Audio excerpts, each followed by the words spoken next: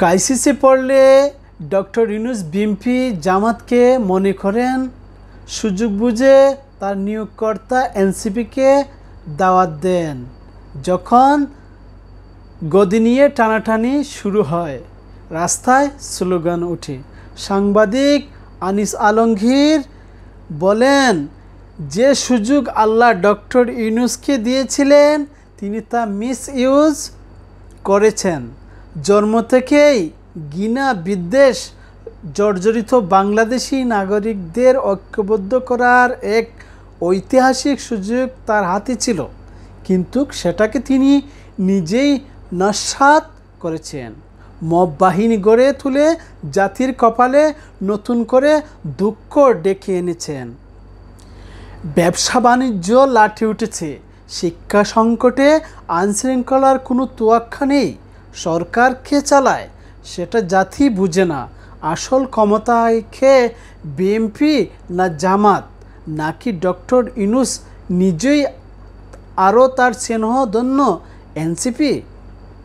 আওয়ামী লীগ এই ক্ষমতায় না থাকলেও অনেকের কিছু যায় আসে না, কিন্তু 5 আগস্টের পর থেকে তিনি যেভাবে আওয়ামী লীগের নেতাকর্মীদের উপর দোষ বিবেচনা না করে নির্বিচারে নির্যাতন চালাচ্ছেন, মব সন্ত্রাস দিয়ে সর্বমহলে আতঙ্ক সৃষ্টি করছেন, বঙ্গবন্ধু এবং মুক্তিযুদ্ধের উপর আঘাত এনেছেন, তাতে জাতি আরও এক টুকরো টুকরো হয়ে গেছে।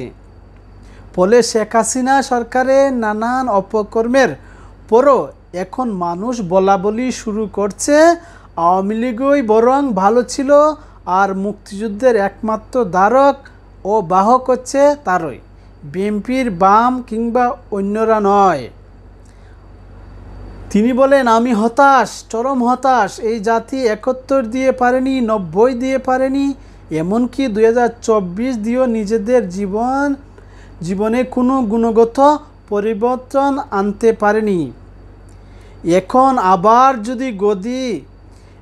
আবার যদি কেউ আন্দোলনের স্বপ্ন দেখে, আবার যদি কেউ অভ্যুত্থান বা বিপ্লব প্রত্যাশা করে, তবে বুঝে রাখা ভালো, মানুষ আর স্বতঃস্ফূর্তভাবে রাস্তায় নামবে না।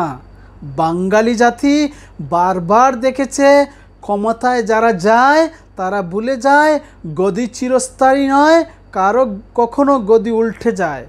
কেউ জানে না শেখ হাসিনাও সেটা ভাবেননি, এবং দুর্ভাগ্যজনকভাবে ডক্টর ইউনূসও